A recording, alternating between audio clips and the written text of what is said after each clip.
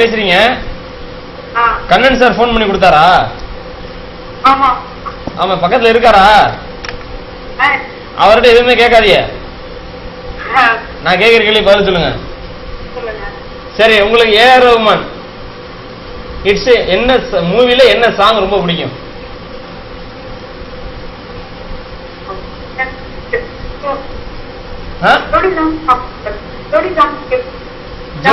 ஜோடிலையா? என்ன பாட்டு? அந்த பாட்டை பாடுங்க பாப்பா. இல்ல நீங்க பாடுங்க, அதுக்கப்புறம் நான் பாடுறேன். இல்ல எனக்கு டைம் தெரியாது. அப்ப நான் பாடுறேன், நீங்க பாடுறீங்களா?